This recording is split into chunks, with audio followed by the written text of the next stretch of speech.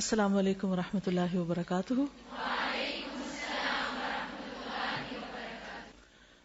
نحمده ونصلي على رسوله الكريم، اما بعد فاعوذ باللہ من الشیطان الرجیم، بسم اللہ الرحمن الرحیم، رب اشرح لي صدری ويسر لي امری واحلل عقدۃ من لسانی یفقهوا قولی۔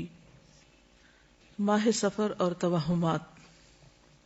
سفر کا مہینہ، سفر قمری کیلنڈر کا یعنی چاند کا دوسرا مہینہ ہے، جس کے حوالے سے لوگوں میں بہت سی غلط فہمیاں پائی جاتی ہیں۔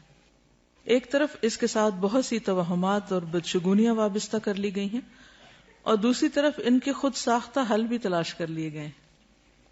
مثلاً اس مہینے میں شادی نہ کرنا، چنے ابال کر محلے میں بانٹنا کہ ہماری بلائیں دوسروں کی طرف چلی جائیں، آٹے کی 365 گولیاں بنا کر تالابوں میں ڈالنا تاکہ بلائیں ٹل جائیں اور رزق میں ترقی ہو، 311 یا زیادہ بار سورۃ مزمل کا پڑھنا، اس مہینے کو مردوں پہ بھاری سمجھنا، اور اس کی 13 تاریخ کو منحوس سمجھنا، جس کو 13 تیزی بھی کہا جاتا ہے۔ لیکن حقیقت یہ ہے کہ ان باتوں کی ہمارے دین میں کوئی حیثیت نہیں، کوئی حقیقت نہیں ہے۔ یہ سب لوگوں کے اپنے ذہن کی خود ساختہ باتیں ہیں۔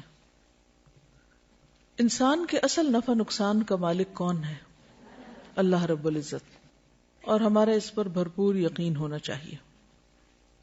لیکن افسوس کی بات یہ کہ شیطان انسان کو ہر زمانے میں حق سے دور لے جاتا رہا اور اس کو اللہ کے بارے میں، دین کے بارے میں، خود اپنی ذات کے بارے میں، نفع نقصان کے بارے میں شکوک و شبہات میں مبتلا کرتا رہا۔ اس لیے ہم دیکھتے ہیں کہ ہم سے پہلے اہل کتاب کے اندر بھی بہت سی ایسی چیزیں پائی جاتی تھیں۔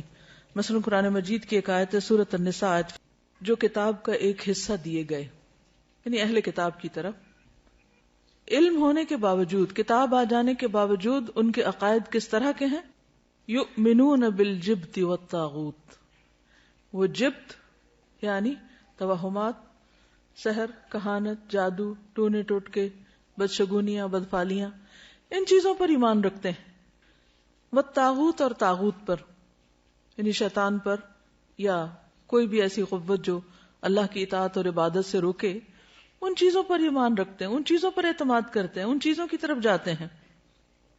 وَيَقُولُونَ لِلَّذِينَ كَفَرُوا، اور وہ لوگ جنہوں نے کفر کیا ان کے بارے میں کہتے ہیں، ہؤلاء، یہ لوگ، اہدیٰ من الذین آمنوا سبیلا، راستے کے اعتبار سے ایمان والوں سے زیادہ ہدایت یافتہ ہیں۔ یعنی اہل کفر کو اہل ایمان کے مقابلے میں زیادہ ہدایت یافتہ سمجھتے ہیں، یعنی جو لوگ جادو اور ٹونے ٹوٹکے کے کاروبار میں ملوث ہیں ان پر زیادہ اعتماد کرتے ہیں بنسبت ان کے کہ جو ایمان لا کر خالص اللہ کی توحید کے دل دادا ہوتے ہیں۔ ایسے لوگوں کا انجام کیا ہے جو علم رکھتے ہوئے، کتاب رکھتے ہوئے، اپنے وقت کے مسلمان ہوتے ہوئے اس قسم کے کام کریں؟ فرمایا اولئک الذین لعنہم اللہ، جو لوگ جبت پر ایمان لائیں اور یہ سب کام کریں، ان لوگوں پر اللہ نے لعنت کی ہے۔ یہ کوئی معمولی بات نہیں ہے۔ وَمَن يَلْعَنِ اللَّهُ، اور جس پر اللہ لعنت کر دے، فَلَن تَجِدَ لَهُ نَصِيرًا، اس کے لیے تو تم ہرگز کوئی بھی مددگار نہ پاؤ گی، ان کی کوئی مدد نہیں کر سکتا۔ اس لیے بے حد ضروری ہے کہ ہم سب اس معاملے میں بہت احتیاط برتیں۔ کسی بھی قسم کی خرافات، توہمات، بدشگونیوں پر یقین رکھنا شرک میں داخل ہو جاتا ہے، انسان کو اللہ کی رحمت سے دور کر دیتا ہے۔ اس لیے نہایت لازم ہے کہ ہم اپنی زندگیوں سے بھی ان چیزوں کو نکال دیں، اور اس کے علاوہ معاشرے میں پھیلی ہوئی ایسی توہمات کا بھی سدباب کریں، ان لوگوں تک بھی پیغام پہنچائیں تاکہ وہ بھی ان چیزوں سے باہر نکل آئیں۔ سفر کا مہینہ عام مہینوں کی طرح ایک مہینہ ہے۔ اس میں رسول اللہ صلی اللہ علیہ وسلم نے معمول کی عبادت کے علاوہ نہ کوئی خاص عبادت کی ہے، نہ ہمیں اس کا حکم دیا ہے۔ جیسے ذوالحج میں حج ہوتا ہے، روزے، صدقہ خیرات، تکبیرات وغیرہ، اور اسی طرح محرم میں 10 محرم کا روزہ رکھا جاتا ہے۔ لیکن سفر کے مہینے میں نہ تو کسی روزے کا حکم ہے، کھائیں پیئیں، اور نہ ہی کسی اور خاص عبادت کا حکم ہے۔ اور نہ ہی آپ نے کسی خاص بلا سے بچنے کے لیے خبردار کیا ہے. کہیں بھی یہ نہیں کہا کہ اس مہینے میں بلائیں نازل ہوتی ہیں یا کسی قسم کی کوئی پریشانیاں آتی ہیں یا کسی پہ یہ بھاری ہے اور کسی پہ ہلکا ہے. ہرگز نہیں، کچھ بھی ایسا نہیں. توہمات اور شگون جو اس ماہ سے منسوب کیے گئے ہیں ان کی کوئی حقیقت نہیں. عربوں کے ہاں اس ماہ سے متعلق جو غلط تصورات پائے جاتے تھے اس کی بنیادی وجہ یہ تھی کہ عرب حرمت کی وجہ سے 3 ماہ ذوالقعدہ، ذوالحجہ اور محرم میں جنگ و جدل سے باز رہتے تھے. جنگ نہیں کرتے تھے کیونکہ وہ حرام مہینے تھے، اور انتظار کرتے کہ یہ پابندیاں ختم ہو تو وہ نکلیں اور لوٹ مار کریں جو ان کا پیشہ تھا. لہذا سفر شروع ہوتے ہی وہ لوٹ مار، رہزنی اور جنگ و جدل کے ارادے سے جب گھروں سے نکلتے تو ان کے گھر خالی رہ جاتے. یوں عربی میں یہ محاورہ سفر المکان، گھر کا خالی ہونا، مشہور ہو گیا. تو اسی سے لفظ صفر بھی ہے. صفر میں کتنے نمبر ہوتے ہیں؟ کچھ بھی نہیں، خالی. ٹھیک ہے. سفرن اور صفرن کے معنی ہے خالی ہونا. جیسے صفر کا ہندسہ عربی میں کہتے ہیں بیتن صفر من المتاع، گھر سامان سے خالی ہو گیا یا گھر سامان سے خالی ہے. ہم بھی جب کسی چیز کی بالکل نفی کرتے ہیں تو کیا کہتے ہیں؟ Zero level. تو بس یہی سمجھے کہ سفر اور صفر جو ہے اس میں کسی بھی چیز کے نہ ہونے سے پھر یہ توہمات منسوب کر لیے گئے کہ اس میں کوئی خیر نہیں ہوتی اور مصیبتیں آتی ہیں.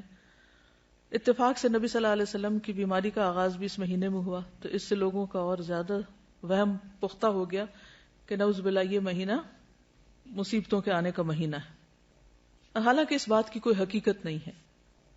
مشہور محدث اور تاریخ دان سخاوی نے اپنی کتاب المشہور فی اسماء الایام والشہور میں ماہ سفر کی یہی وجہ تسمیہ لکھی ہے. عربوں نے جب دیکھا کہ اس مہینے میں لوگ قتل ہوتے ہیں، یعنی زیادہ لوگ، کیونکہ جنگ و جدل ہوتی تھی 3 مہینے کی بریک کے بعد، اور گھر برباد یا خالی ہوتے ہیں، تو انہوں نے اس سے یہ شگون لیا کہ یہ مہینہ ہمارے لیے منحوس ہے، اور گھروں کی بربادی اور ویرانی کی اصل وجہ پہ غور نہ کیا، نہ ہی اپنے عمل کی خرابی کا احساس کیا، نہ لڑائی جھگڑے اور جنگ و جدل سے خود کو باز رکھا، بلکہ اس مہینے کو ہی منحوس ٹھہرا دیا. جبکہ نحوست کے بارے میں قرآن مجید میں ارشاد ہے وَكُلَّ إِنسَانٍ أَلْزَمْنَاهُ طَائِرَهُ فِي عُنُقِهِ وَنُخْرِجُ لَهُ يَوْمَ الْقِيَامَةِ كِتَابًا يَلْقَاهُ مَنشُورًا اقرأ، اور ہر انسان کا شگون ہم نے اس کے گلے میں لٹکا رکھا ہے، اور قیامت کے روز ہم ایک کتاب اس کے لیے نکالیں گے جسے وہ کھلا ہوا پائے گا. پڑھ اپنا نامہ اعمال، آج اپنا حساب لگانے کے لیے تو خود ہی کافی ہے. یہ آیت واضح کرتی ہے کہ انسان کی نحوست کا تعلق اس کے اپنے عمل سے ہے، جبکہ عموماً وہ یہ سمجھتا ہے کہ نحوست کہیں باہر سے آتی ہے. چنانچہ وہ کبھی کسی انسان کو، کبھی کسی جانور کو، کبھی کسی عدد کو اور کبھی کسی مہینے کو منحوس قرار دینے لگتا ہے. عربی میں نحوست کے لیے لفظ طیرہ استعمال ہوتا ہے جو طیرن سے ہے، جس کے معنی ہے پرندہ. عرب چونکہ پرندے کے اڑانے سے فال لیتے تھے، اس لیے طائر بدفالی کے لیے استعمال ہونے لگا، یعنی برا شگون، بیڈ اومن.